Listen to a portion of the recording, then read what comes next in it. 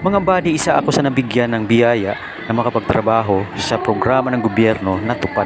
Sa araw na ito ay ang validation day at para malalaman kung qualify ang bawat isa sa programang ito.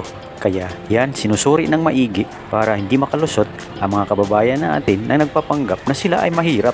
Nga pala mga buddy, ang lugar na ito ay dating mini park at kung saan maraming mga kabataan ang naglalaro dito sa tuwing tanghalian at lalo na sa bandang hapon. Malilim ang lugar, maraming mga puno at marami ditong mga estudyante na nakatambay din pagtanghali. At dito sila nag-iensayo sa kanilang galing sa pagsayaw.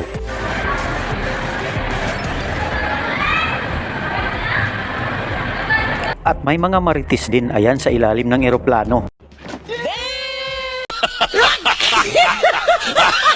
Teka nga muna mga buddy, parang kanina ko pa napansin itong fighter jet na nandito nakalapag sa aming park. Ito pala ang alaala ng US base na nananatili sa Pilipinas noong mga panahon na yun. At sa tuwing nakikita namin yon na nandyan nakalapag sa aming park, naalala namin ang mga nakaraan at ang mga nangyayari sa ating bayan.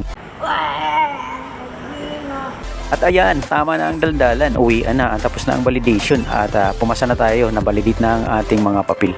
Kaya yan, abangan na lang natin ang tawag para magsimula ang tupad at maglilinis tayo sa kalsada ng 10 araw para magkaroon tayo ng kita pangdagdag sa ating mga pangangailangan.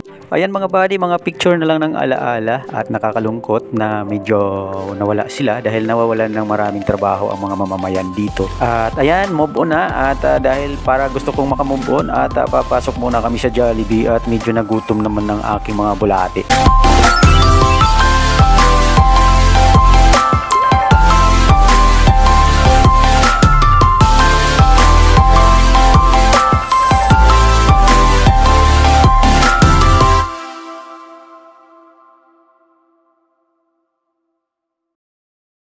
At ayan na mga buddy, kung nagustuhan nyo ang aking video, huwag kalimutan mag-like, comment down below, share, strike notification bell para lagi kayong updated sa aking mga bagong video. At kung hindi ka pa nakapag-subscribe, subscribe na!